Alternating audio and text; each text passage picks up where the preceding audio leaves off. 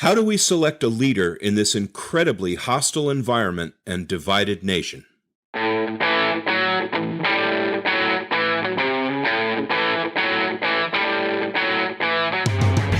Welcome to The Hub for Important Ideas. I'm Steve James. And I'm Ken Swain. In this episode, we continue our discussion about politics in America. We'd like to talk about other subjects, but this election dominates our thinking, and we need to follow up on our last podcast with Jack Moskow. And I don't know that this is our last one on politics, but anyway, it's just us this time. And we'll try to we'll try to bring some fresh perspective to the subject that's been hammered lately. We won't talk about the horse race, who's ahead, who's raised the most money, blah, blah, blah, which seems to be the subject of most news reports. That's all the subject is. It's unbelievable. We're not going to talk about the Hunter Biden Ukraine emails nonsense. Either. Yeah, really. Well, you know, Steve, when you asked me to jot down some thoughts on the upcoming election and the parlous state of humanity, as I like to call it, I didn't give the matter enough thought. It wasn't until later that I realized what that would entail. If I'm to be honest about it, I already feel like we're living in some sort of dystopian nightmare, don't you? Yeah, it's like a bad science fiction movie. It is. I'm like in a bad dream. I had premonitions of this pre-Trump, pre-COVID, and pre-Black Lives Matter protesting, but now most of the things contributing to those premonitions, things like climate change and unimaginable inequality of income, like we've talked about before, they seem to all have been trumped. Ugh. Sorry. Yeah. By those last three. Well, I hardly think you're alone in all these thoughts. Maybe not, but Steve, that's not even the worst of it. Oh, yeah, it gets worse, right? Maybe. I feel like our country right now is like a powder keg with a lit fuse, and it's going to come down to Election Day in November. I don't know what might happen. Yeah, I mean, that's kind of what we've been talking about. So what do you think's going to happen? What? Well, I hope nothing, but I was thinking civil war, and I'm not the only person to say that. You know, civil war breaking out in the streets. We know the far right has always been armed, literally, and I'm sure through history there have been conservative presidents who have winked approvingly in their direction, although none in recent history as brazenly as now. You mean like stand down and stand by? Right. Stand by. What does that even mean? Nobody knows.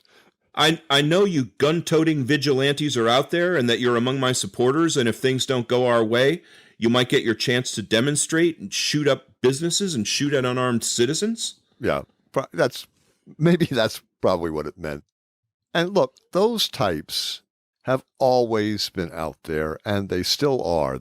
That's a given. That's going to continue no matter what the outcome of the election is. Right, they still are. They're still out there. But I don't recall them ever having been addressed directly from the presidential podium. No. I'm sure they always were from campaign stops, at least in pre-mass media days. I mean, if you were on a train and you're at a whistle stop in Wyoming, you were pretty safe in assuming that most everyone in the crowd was pro-gun, right? Yeah, I think. And you could say very pro-gun stuff. And it would be in the newspaper within a day or two, if you can imagine. Yeah. The paper came out on Friday, and that's when you got the news.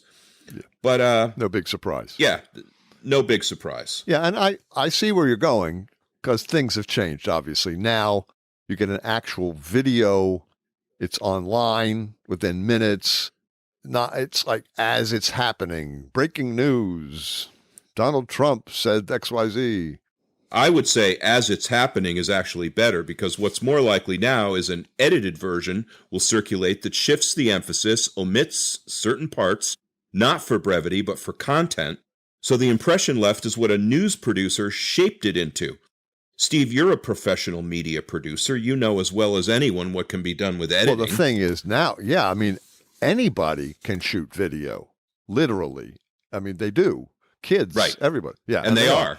And now the editing technology is coming into its own. So amateur editing is, it's prevalent. And so you're going to see, I think, some doctored videos that people are going to be scrambling to deny, and other people are going to look at it and go, well, the camera doesn't lie, but yes, it does. The editing does. So we've got that to contend with.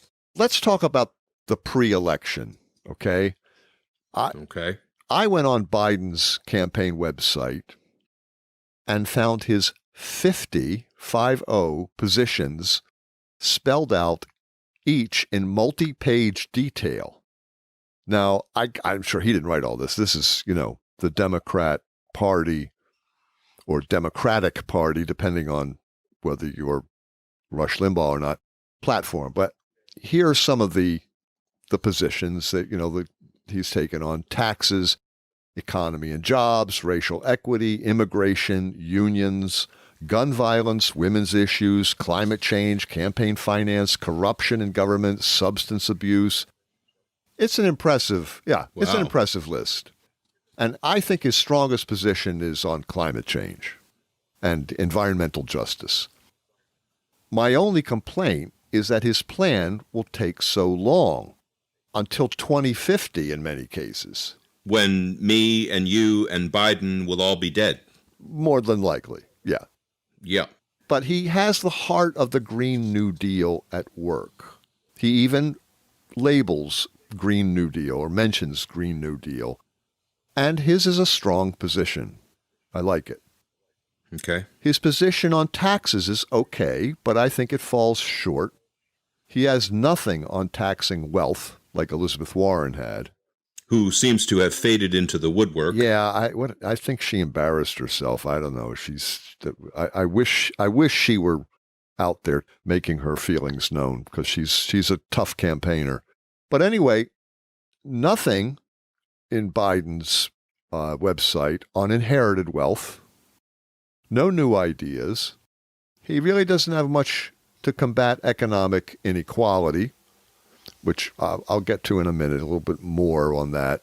I'm sure. Same with the economy and jobs, no new ideas other than Green New Deal jobs. His position on corruption in government is also strong and surprising for me. He's proposing a constitutional amendment to eliminate private campaign donations. What? Yep. Why is this the first time I'm hearing about this? Because it's about content. And not about the horse race. Exactly. Okay. I can't believe that the former vice president, presidential candidate, is proposing a constitutional amendment, and this is not the subject of an entire debate. I don't know. Anyway. Right. He's also proposing a commission on ethics with subpoena power and enforcement, unlike what we've seen with Congress and Trump just willy-nilly blowing off any subpoena that was served on the White House. He's saying, no, this will have subpoena power and enforcement. I don't know what the enforcement is, marshals with guns, maybe, I don't know. Biden has a very traditional approach, and I think it has some merit, but I also think he's going to run into some problems. He's very weak on lobbying controls and has nothing on the revolving door or bringing back the equal time rule. And I think all of those are essential to really fight corruption in government. And I think he has it backwards. I've been saying for years, like most of the politicians. Like most politicians do. Exactly, yeah. He wants to control the donors when what I think he needs is to make accepting a campaign contribution of anything above $100 as an illegal, unethical conflict of interest. Well, he needs to have a long conversation with the progressives like the AOC and Bernie Sanders on this.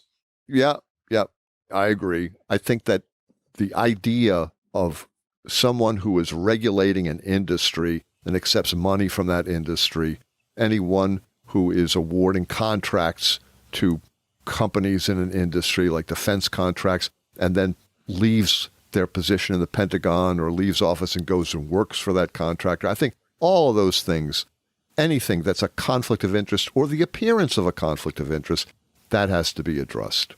Good luck with that.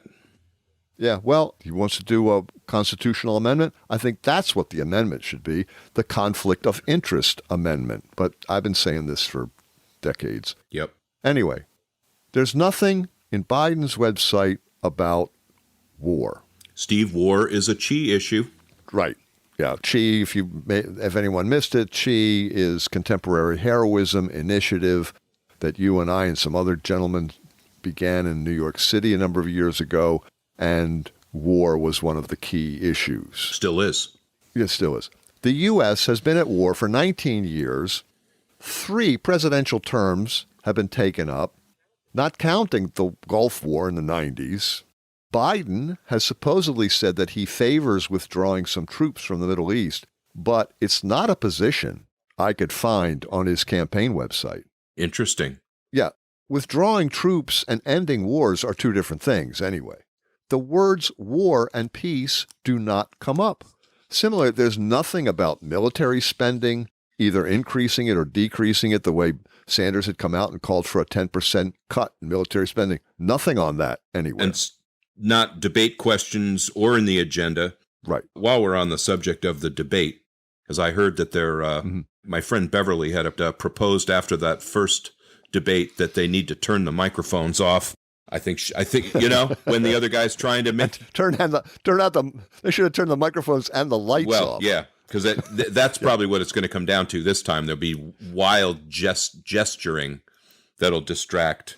But I guess they've adopted her idea, and they're going to mute the microphone of the other guy so that you can get your 2-minute thing said. I think that's interesting, probably a good idea, but I don't know if it's lost on people that, that's affecting the debate in a very tangible way. And people have to decide if they want to have a guy that's constantly talking over the other guy and notice that and see it as, a bad thing possibly. But okay, we're going to do it this way. That's good. I think the problem is everyone in the media that covers this, that participates in this, and everyone on both political parties are pretending that this is normal, that it's normal for one candidate to just talk over the other one and not obey any of the rules. Be incredibly rude and obnoxious. And lie. Yeah, and just make stuff up and lie. This total erratic, crazy behavior. Everyone just pretends, we'll just have a debate and we'll just, then we'll just turn down the microphones. This is not a healthy-minded person we're dealing with. Okay? Yeah. Everybody? He's a malignant narcissist who wants to be a dictator. Okay? Let's not pretend that this is Richard Nixon having a bad day or something. It's not. And I'd like to point out that if he gets voted in a second time, you're going to see that. Oh, my God. Yeah. Okay, back to Biden. Yeah. Nothing on abortion. Now, it may have been buried in the women's issues section. I didn't read everything. It was like thousands of words in this, website. But well, Steve, I'd like to point one thing out, and that is that the left, ever since we've got Roe v. Wade, the left doesn't think there's a problem relating to abortion because abortions are legal, and that's fine. The people who have a problem with abortions are people on the right who don't agree with Roe v. Wade and would like to undo it, or whatever the position would be. Well, in my humble opinion, the left is dead wrong. Look, I consider it cowardly on Biden's part, okay? Okay. On the Democrats' part. Abortion is one of the most complex and divisive issues in America and needs to be addressed head on, period. Okay. You tell it. Now, look, Roe v. Wade is thought by everyone to be, it's when the Supreme Court said abortions are legal. If you look at Roe v. Wade, it's a brilliant compromise between 2 widely held positions, and it needs to be explained, defended, and brought to both sides of the argument as the only reasonable answer. You can't all just assume Roe v. Wade is a done deal or they're going to repeal or overturn Roe v. Wade. Roe v. Wade is the only answer to the question of abortion in America, as long as you've got 2 sides that are diametrically opposed with 2 positions that cannot be addressed by the other. if you believe abortion is murder, there's nothing on the other side can say, oh, we're pro-murder. Right. You're pro-murder. Wait a minute. Or, well, I think a woman has a right to make decisions about her own body. No, she doesn't. Really? And what decisions about a man's body does a man not have? Can you imagine if women were demanding that men have vasectomies and you had to go and have a vasectomy? It's like, what part of these two positions will find common ground? There's no common ground on murder. Right. Right? It just isn't. But you can make a compromise, which is what the Supreme Court, in its brilliance, came up with. But everyone is treating Roe v. Wade like it's something other than what it is. It's a compromise between these two positions where you can abort a fetus that cannot live independently of the mother. But once it becomes viable enough to be independent, then it's a person. Then it's a person. You can't abort it. And somewhere in that second trimester is where that occurs. This idea that you're a person at conception is really, yeah, you can make that case, but it's not accurate. This idea that God magically infuses this zygote with an immortal soul, that's a fantasy. So what the Supreme Court has done, I think, is made a brilliant compromise. But you got to take that position. You got to stand up and say, I'm pro-abortion, but I'm pro-Roe v. Wade and the way Roe v. Wade addresses the issue. Not, oh, this is the one position, the only position, and the other position is crap. That's ridiculous. Anyway, I digress. There's very little in Biden's website, in his platform, on mental health. Mental health, another key issue, Steve. Absolutely. It's been one for us for a long time. Dozens of years. Yep. It's Ernest Becker 101. He does have a substance abuse position. Biden, I mean. He's against it. Okay, good. Right. Supposedly, there'll be something on suicide prevention coming, but nothing now. Nothing I could find on things like stress and depression. Mental health is touched on in other areas, like gun control, but there's no clear plan or discussion on the subject. Okay, well, let's talk about why Biden's not clear about economic inequality. Okay, here's some stuff I came across. According to Forbes, the Biden Victory Fund is a PAC that accepts contributions up to $360,600 per person. Now, for those of you who have not been paying attention, there is a cap on what an individual can donate to a campaign. And I forget what it is. So it's like a couple $1,000. But you can donate whatever you want to a PAC, which is what's going on. And these other super PACs that favor Biden, they have contributors making 6- and 7-figure donations. For those of you who don't have a little pen handy, 7 figures is $1 million, okay? They're contributing millions. So, for example, the Unite the Country PAC is spending $12.1 million on pro-Biden TV ads. Right. So Forbes makes it very plain. Bernie Sanders said his campaign returned the one billionaire spouse's donation it received and took no others. Joe Biden, on the other hand, has received support from 94 billionaires, most of them Silicon Valley and Wall Street. Those are his big ones. He's received support from 2 fossil fuel execs, but his campaign returned their money. Why no fossil fuels? Well, I guess it looked bad considering his position on climate change. So, and he had enough money to turn back whatever the chump change they were donating. Okay. Donald Trump has received support from 90 billionaires as of May 18th. Biden and Trump's super PACs are battling it out. America First versus Priorities America. That's funny. Yeah. Sounded like, yeah, right. America Priorities First, America. Priorities America. Yeah. Who thinks up these names?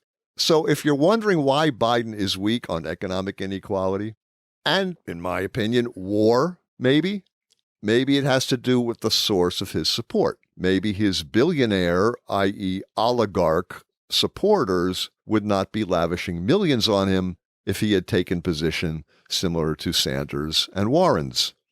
Maybe someone should ask him sometime. That's a good one. Yes, maybe they should.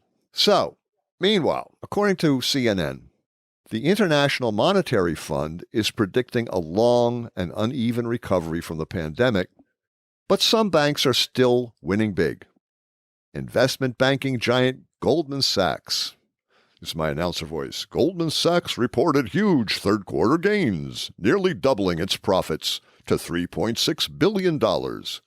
J.P. Morgan Chase and BlackRock also had big quarters. Goldman Sachs and J.P. Morgan Chase, these are the same guys that put the world economic system almost out of business in 2008. Yeah. Isn't that right? Yeah. Same guys? Yeah. Okay. Yeah. It's good they're doing good. Yeah. And the ones that the Obama-Biden administration never prosecuted. Yep. Not back in the bicycle seat. Back in the saddle. And you hate to connect those dots, but here we are. What is it? How many years? 12 years later. And now they're supporting Joe Biden. Surprise. What a surprise. None of them did the perp walk. I know. Here's $1 million campaign contribution. Thank you, Joe. I've been a little hard on Biden, but as I've said to my daughter on occasion, when you find the perfect candidate, let me know, and I'll be sure to vote for her or him. Okay. I'm done picking on Biden. Let's talk about Trump's campaign. I can hardly wait. Yeah. I went on Trump's campaign website, www, this is great, securewinred.com, to see his positions. Now, we've talked a lot about Trump's personality disorder, and a lot of people's concerns with Trump are tied directly to his malignant narcissism, which we believe poses a danger to the country and the world. But I wanted to just put that aside for a minute and talk about his platform. Okay, Steve, let's talk about his platform. Okay, Ken. Well, as I'm sure you know, there was no platform on his website or anywhere else. Excellent. Yeah. Excellent. No. So, no issues, no positions, only ways to donate money to his campaign. Interesting. Right.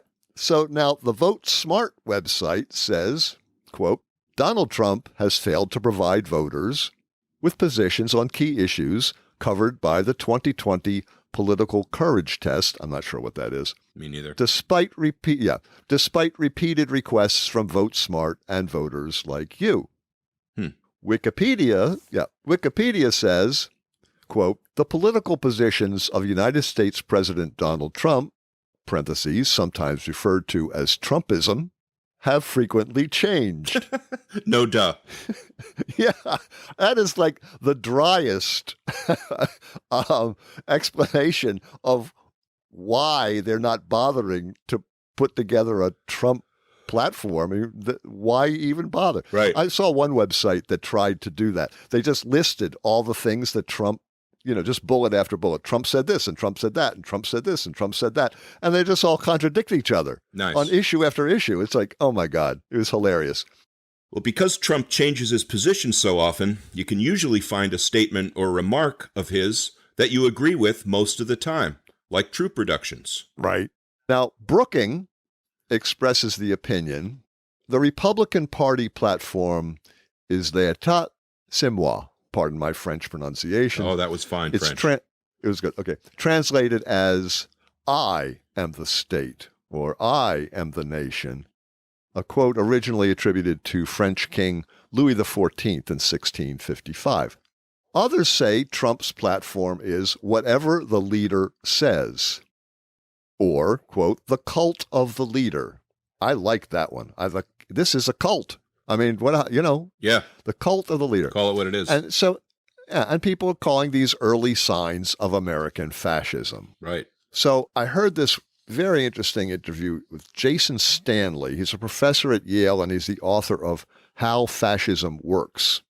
And he was on WBAI, And the interview said the Republican National Convention speeches in 2020 are reminiscent of Nazi Germany.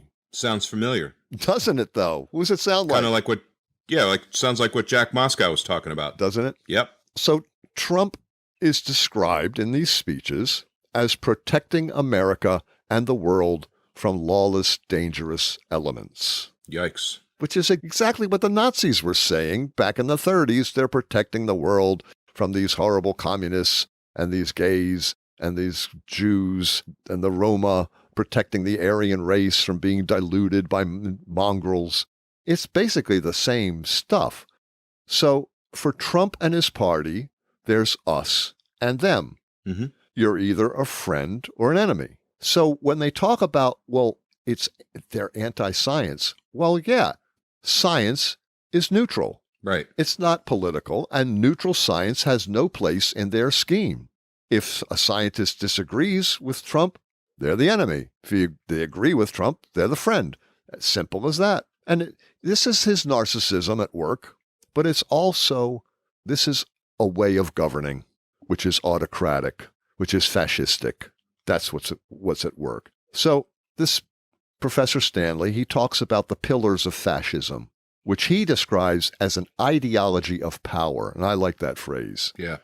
He talks about having a mythic past, propaganda, anti-intellectualism, unreality, hierarchy, victimhood, law and order, Sodom and Gomorrah.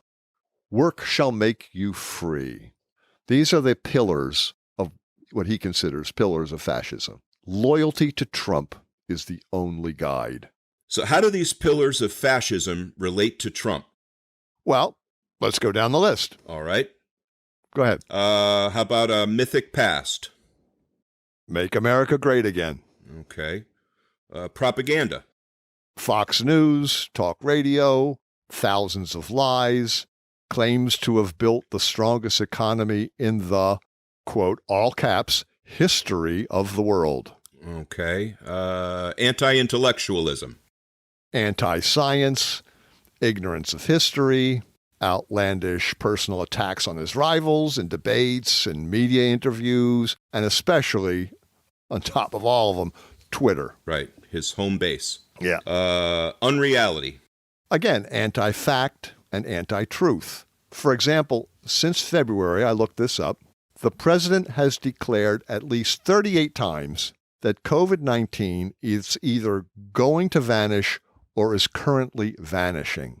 You hear him saying, we've rounded the corner. Yep. In the last debate with Biden, he referenced the QAnon sheets and pillows conspiracy.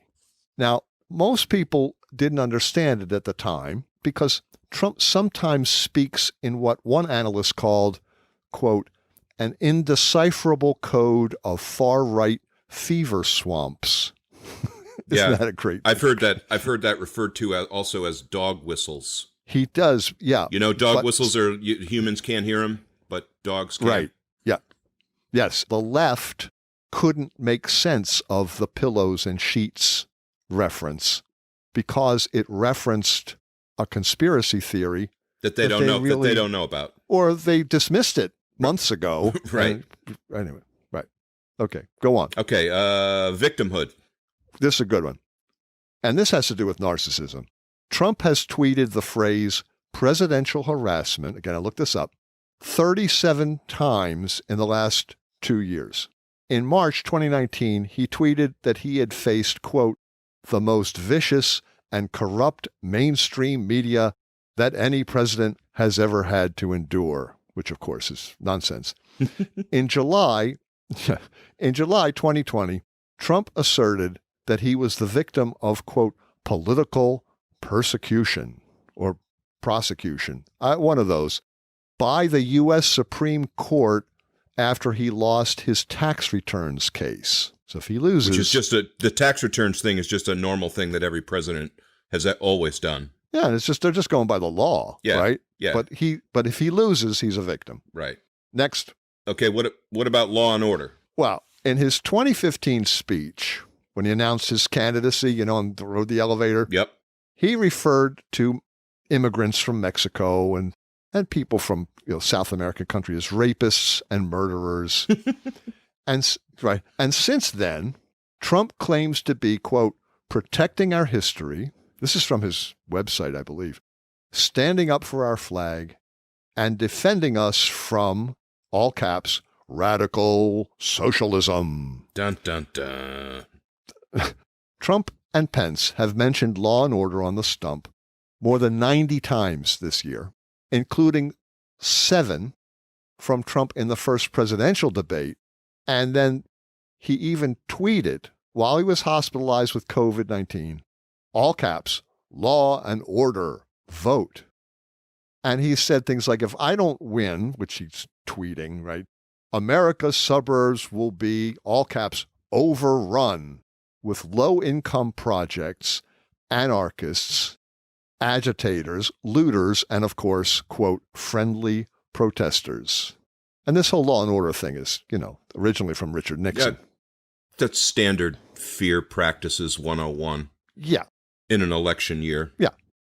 Hierarchy. Well, remember in episode 17 or 18, we talked about hierarchy as an aspect of narcissism? Yeah.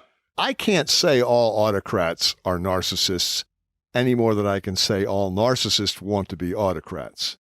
But in my mind, the two are joined at the hip.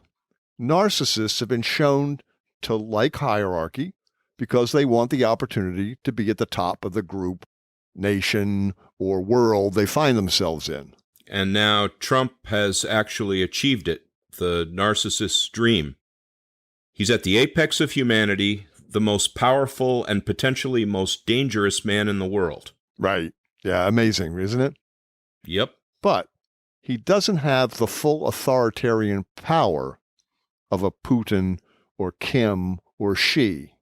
However, he could have that power. He has to declare martial law because of a rigged election or there's violence in the streets or whatever, seize control of the government, dissolve Congress, and become a dictator like the men he so admires. And who's to say that won't happen? Well, let's hope cooler heads prevail. Let's hope. Okay, work will set you free. This is a good one. So, what is most important to Americans and Trump? It's the economy. Trump's message is go back to work, go back to school, even if it means getting the virus. And if you become infected, you'll be like Trump. You'll get it. You'll get over it. You'll be immune. Herd immunity will be achieved, and everything will go back to normal. Otherwise, we will destroy the economy, which is our greatest strength as a nation. And at the same time, he's saying, reject the socialists who are trying to destroy the economy. They don't respect your hard work, but work frees you from their elitist trap. Oh, great. And 2 million people will die getting to herd immunity, if that's even possible. But the survivors will be free to not wear masks. Right. Right. Last one. Sodom and Gomorrah. Yeah, I like the way Dr. Stanley put it in his interview on Democracy Now! He said, the real values come from the heartland. The people in the city are decadent. Doesn't that sound like Hitler and Trump? And yeah. Remember what Trump said about... I think people really do think that. I think there are people who think that. Sarah Palin was one of them. Yep. Anyway, remember what Trump said about Baltimore, New York, about Democrat cities. Yep. I mean, it was all, it's all like that. Then you have QAnon, and they're spreading this conspiracy theory, all these theories about Democrats, and millions of QAnon followers believe this stuff, that a high-ranking anonymous government official called Q is providing top-secret information in internet posts about a cannibalistic, satanic cabal of deep state actors who are engaged in a child trafficking ring that Trump has been chosen to dismantle. Unbelievable. They make Sodom and Gomorrah. They make Sodom and Gomorrah look tame by comparison. It's just incredible, but they've got millions of people who believe this. So you're right. They make Sodom and Gomorrah look tame. So in his first public comment on the subject, Trump said, I heard that these are people that love our country, so I don't know really anything about it other than they supposedly like me. Wow.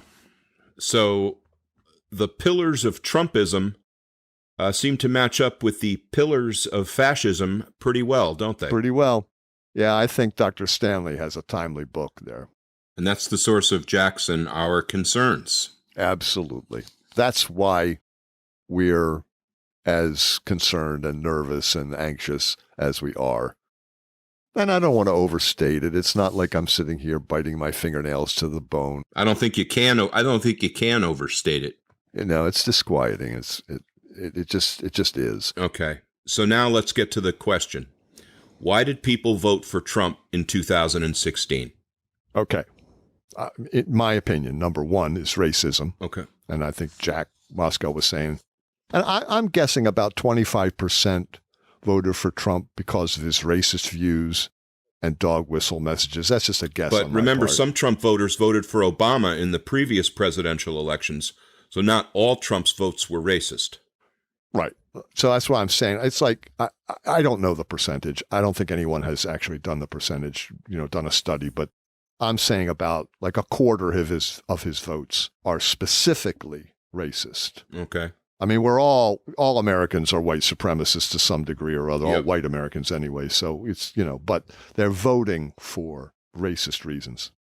Number two, and I think this is crucial, abortion. Yeah. Democrats have never addressed the issue in its entirety. They're just like the Republicans. They both espouse one side of the issue and don't discuss the other. And many voters see voting for anti-abortion candidates as a religious obligation. I agree. And like we have talked about before, when you gave the two lists of left issues and right issues, abortion shows up as one of the first 3 or 4 right issues, and it doesn't even show up on the left list anywhere. And I think that's because for the left, certainly not in the top 10. For the left, the abortion thing is settled and decided with Roe v. Wade, and they think it's just completely been put to bed. It's a done deal. And the right does not share that view. No. If you see abortion as murder, which I don't, but I can understand how people do. I can too. And if they see abortion as murder, then you don't equivocate. You don't say, oh, a woman has a right to commit murder. Right. You have to address that and discuss it out loud and take your lumps and say, we're going to compromise between these two positions, like the Supreme Court did with Roe v. Wade, but they're not doing that. And therefore, the Democrats just give up a large percentage of the population that's going to vote for Trump because of abortion, period. On that one issue, right. On that one issue. Okay. Number 3, immigration. Xenophobia towards Muslims, Mexicans, non-white countries, and that's all tied back to racism. Yep. Anti-elitism. Now, this is tricky. Trump is a New York millionaire, not a billionaire, but New York millionaire, born to wealth, never worked a day in his life except as an executive, but he was always an outsider. He was never part of the New York elite. And in a weird way, I think Trump understood, either rationally or intuitively, that he could appeal to working class middle Americans. And part of it was his anti-correctness. Yeah. And we've said it before, extreme political correctness is insulting to millions of Americans with a contrary opinion. I agree. Look, Trump either attacks or ignores political correctness, which appeals to a lot of people. The working class was abandoned by the Democrats and Republicans decades ago. The people who work with their hands, which is, I don't know what the statistics are, but it's the majority of people. It's a lot. A lot. The people who work with their hands were not represented in the White House of Obama, Bush, or Clinton.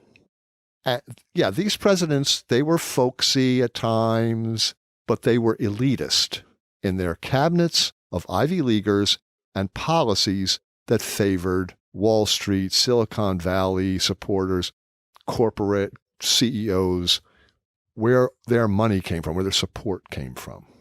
And look, in my opinion, I'm probably quoting somebody I can't name, but a meritocracy is not a democracy. Well, that's true. Not in their pure forms. As we've discussed before, they have allegedly existed simultaneously, at least in theory. Right. But at some point, you have to have in your cabinet someone who has worked with their hands, right, does not have a PhD from Harvard or the Wharton School, or has never amassed a fortune of $1 billion in their portfolio. Right. At some point, you've got to have a person who will speak for the working person. Right. And who will look at your policy and say, this harms working people. Right. And if you're Bill Clinton and you're appointing Robert Reich as your Secretary of Labor, and I love Robert Reich. I do too. But Robert Reich, he's one of the elite. Now, I'm not saying he is elitist. Right. In his presentation. He's not. He's cool. But he fundamentally is not a working person who has spent his time working in a warehouse or in a foundry or planting corn. These people have every bit as much right to be in the government making policy as anybody else. Yeah. And to say, well, we want the best and the brightest. We want the Ivy League graduate. For certain issues, yeah, you want that. But for certain other issues, you want another perspective, another opinion. Yeah. And I think the working people of America recognize that they're not represented. Yeah. They weren't represented in Obama's White House. No. And we're pissed about it. And we're pissed about it. Rightly so. So anyway, economics. Yep. Now, this has been talked about at length, but it bears repeating. 40 years of wage stagnation, lack of opportunity, little hope for the future, all added up to a struggle for middle Americans' self-esteem, purpose, and meaning. And we use the word working class like that's like it's hyphenated, working class. But we're talking about class here. Yeah. The working class versus the upper middle class. And it's the upper middle class and the upper class that's running the show. Right. And the economics has worked in their favor and not in favor of the working class. And now many of them have their kids still living in their basements. Yeah. And so that's their future. They're looking at their future and they're going, for the first time in 200 years or more, the next generation is not doing as well as the previous generation. It's un-American. Yeah. And they were robbed of their defenses against death anxiety. So Trump promised something new. As we said, a return to a mythic past. Always appealing. We like a mythic past. We like a mythic past, absolutely. So like I said, they took a chance. Yep. Hillary Clinton offered more of the same, elitism and economics that favored the coastal urbanites. Trump was a TV game show star who offered something new. And voters decided to give him a try. I'm sure there are other reasons, like party loyalty once Trump became the standard bearer. Yep, agreed. But, and this is something we had talked about, image, number 7. Trump projected strength in 2016. Which is what Dan Lichty talked about in his podcast on leadership. Right. It's the cult of the leader at work, which is part of this theory on fascism. I heard a story on Radiolab that reported on a study that said 32% of Americans would prefer a strong leader who didn't have to deal with Congress. Yikes. It's not democracy. Yeah, it's not the democracy we've been living with anyway. Well, like you said, Dan... Yeah, 32%. Dan Lichty talked about it and used the Freudian concept of transference. Mm-hmm. Dan said it's normal that we all do this.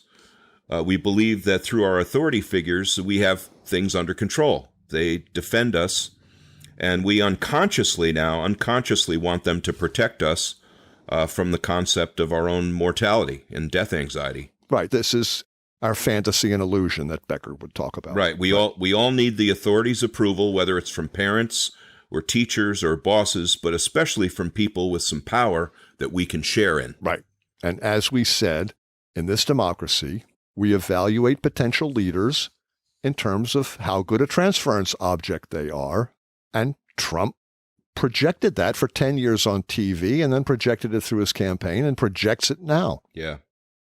What Trump and his party do, they depend on conspiracy theories.